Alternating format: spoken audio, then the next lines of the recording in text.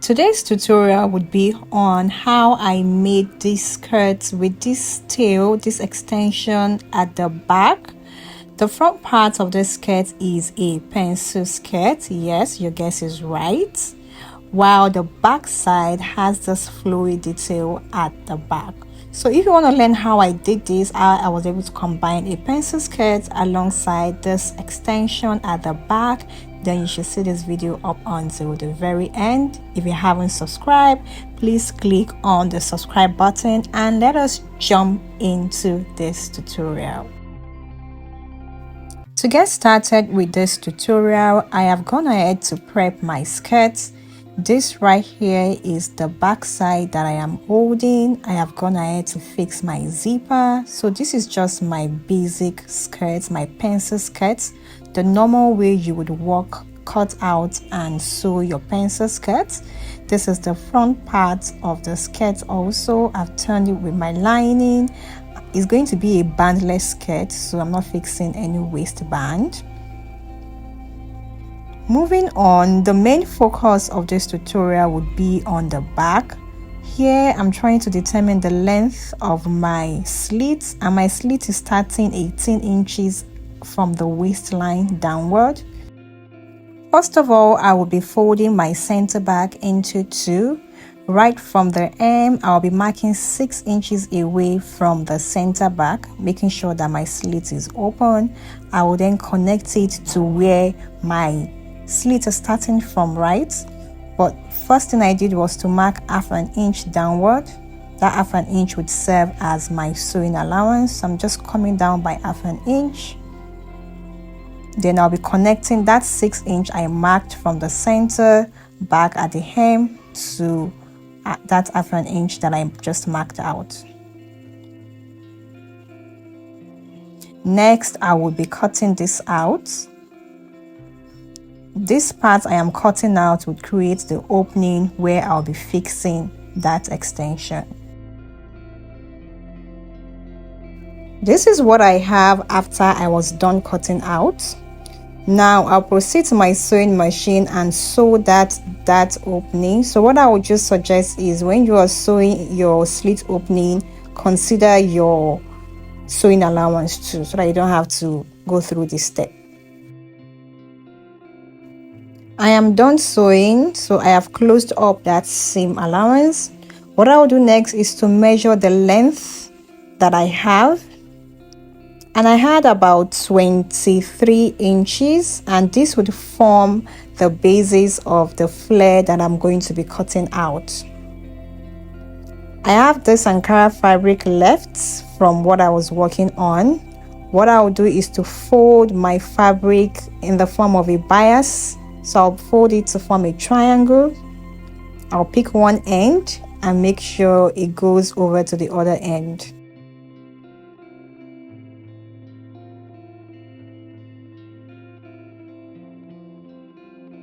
After folding to my desired length, this is what I have. What I'll do is to draw a line along the opening, that is along the open-ended area. This is actually not compulsory. Then I would be marking the length of my opening. Remember, I had 23 inches. So I wanted to create tiny pleats just to make the flare a bit full. So I went for a length of about almost 33 inches.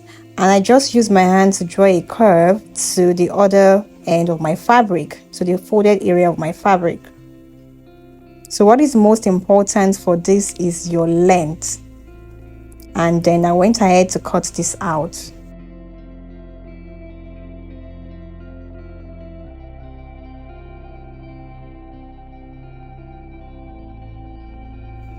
This is what I have after cutting out.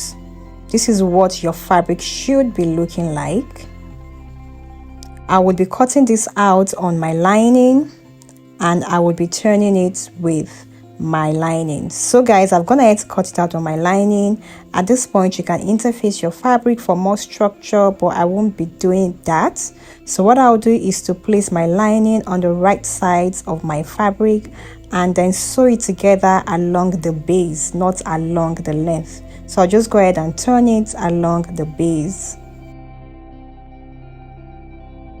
I am done with that process, and this is what the flare is looking like.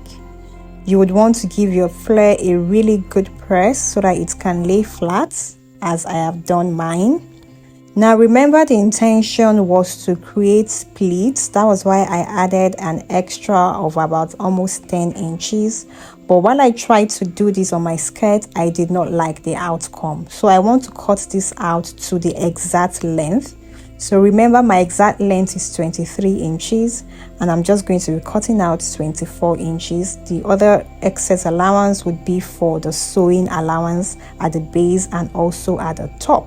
So I'm marking 24 inches and then I'm just using my hand to create a curve that will end almost towards the length of the original flare. And this is what I have now. So I'll just go over to my sewing machine and turn the base as I did earlier.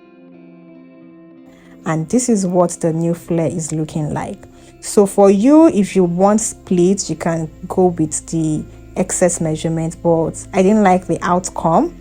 So I'm just going to be working with my exact measurement.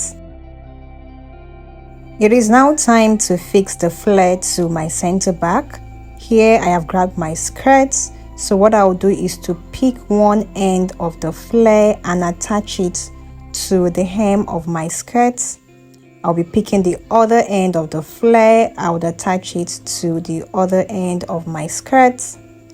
And for the midpoint, I'll pick that also and pin it right to where my slit is starting from. So what I'll go ahead and do now is to sew it down along the length. It can get a bit tricky along the center back, that is where the slit is starting from, but with patience and ease you would be able to do this well. So guys, this is what my skirt is looking like after I had fixed the flare. And on the inside, this is what it looks like. So you can see, right? It is now time to finish off the skirt. So what I'll do is to place my front part of the skirt right against the back side. And I will be sewing this down along the seam allowance which I added. And I'll be showing us the outcome. And this right here is what my skirt is looking like. I love the fact that I can get that mermaid feel at the back of the skirt even without necessarily cutting my skirt as a mermaid skirt. I can still have the front looking like a pencil skirt and have that train at the back. If you found this tutorial helpful, please give it a huge thumbs up. If you haven't subscribed, kindly click on the subscribe button, turn on your notifications, and I would see you guys in my next video. Stay blessed and goodbye.